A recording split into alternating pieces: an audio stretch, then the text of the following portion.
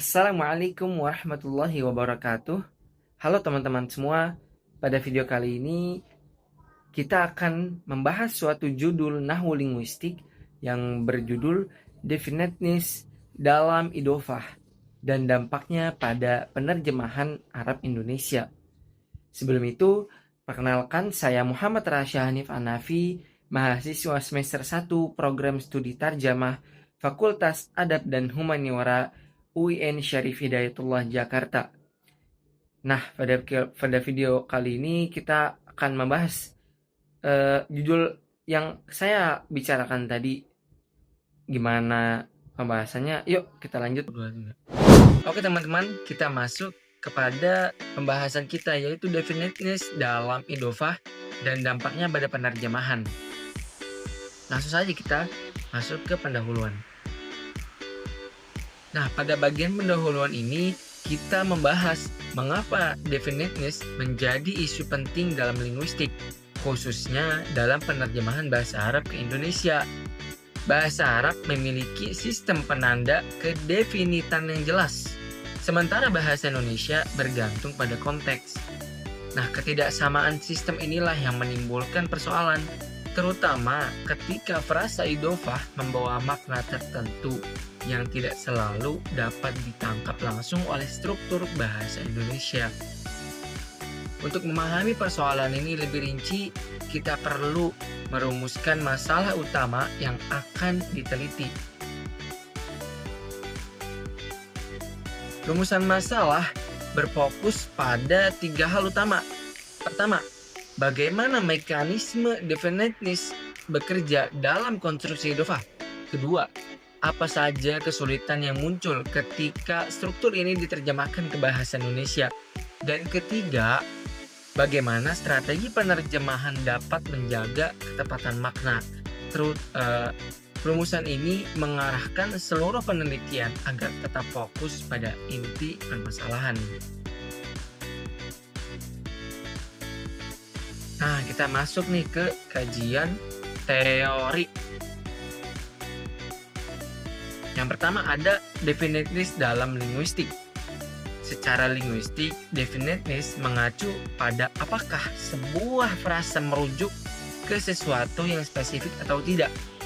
Bahasa-bahasa seperti Inggris menandainya dengan artikel, namun bahasa Indonesia tidak memilikinya. Akibatnya, makna definiteness di Indonesia lebih ditentukan oleh konteks. Oke, kita masuk ke pembahasan struktur idofah dalam bahasa Arab. Mohon maaf, saya lupa menambahkan kata dalam bahasa Arab pada presentasi ini, tapi tidak apa-apa. Nah, apa sih pengertian dari idofah dulu deh? Idofah adalah hubungan antara dua nomina.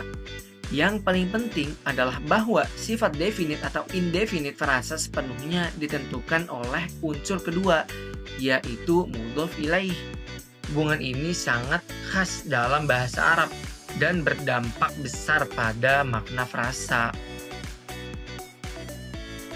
Dengan memahami mekanisme internal Indonesia, dengan memahami mekanisme internal idofah, kini kita melihat bagaimana bahasa Indonesia mengekspresikan definiteness secara berbeda.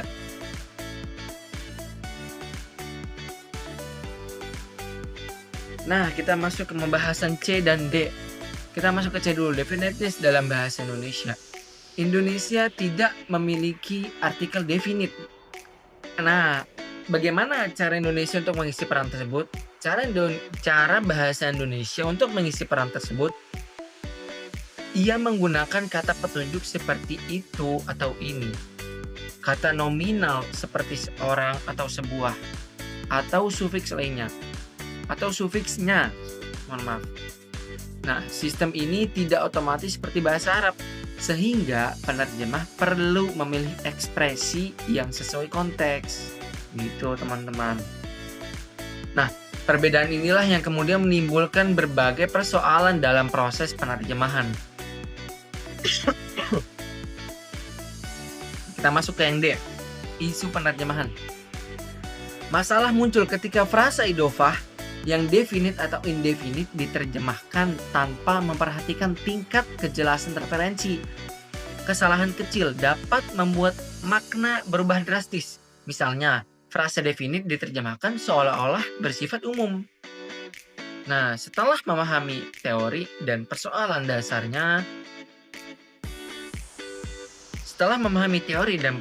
dasarnya, kita melihat bagaimana penelitian ini dilakukan.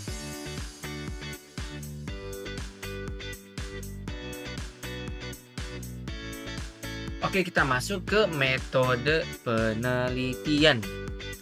Penelitian ini menggunakan metode kualitatif dengan studi pustaka. Data berupa teori linguistik dan contoh frasa idofah dianalisis menggunakan pendekatan analisis ini. Pendekatan ini memungkinkan kita memahami makna secara mendalam dan melihat pola dalam penerjemahan. Dengan dasar metodologis ini, kita masuk pada inti hasil penelitian, yaitu analisis dan pembahasan. Nah, kita masuk ke A dulu, hakikat definitinis dalam bahasa Arab.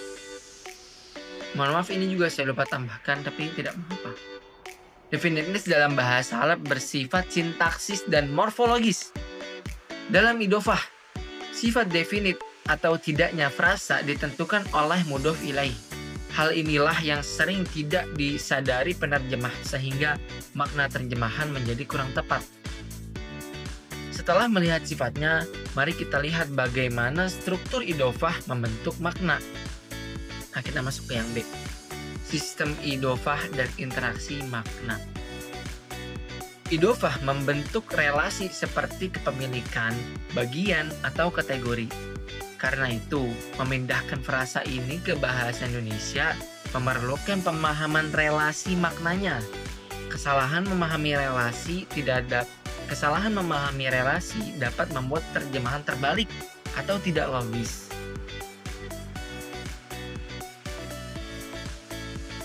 Kita fokus pada bagaimana perbedaan definitinis memengaruhi hasil terjemahan. Nah, sekarang kita masuk ke bahasan dampak penerjemahan terhadap dampak definitinis terhadap terjemahan.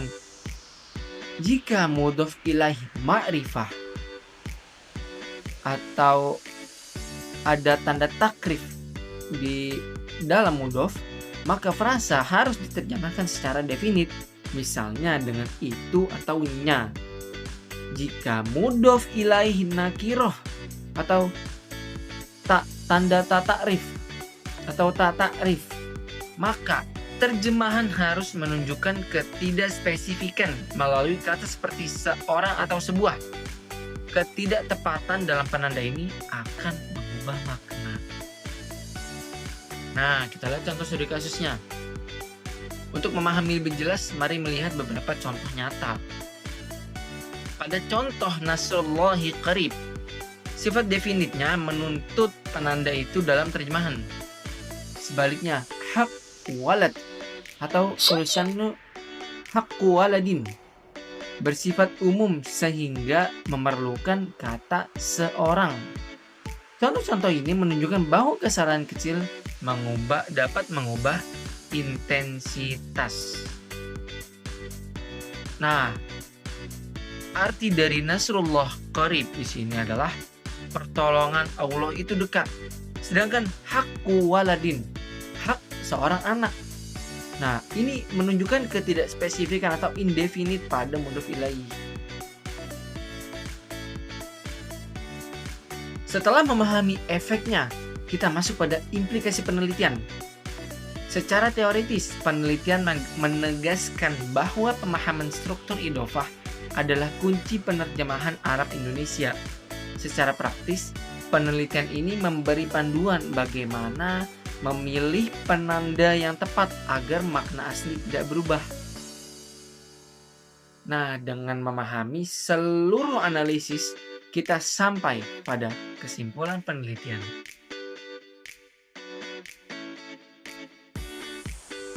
Penelitian menyimpulkan bahwa definiteness dalam idofah sangat menentukan makna dan harus diperhatikan secara serius dalam penerjemahan.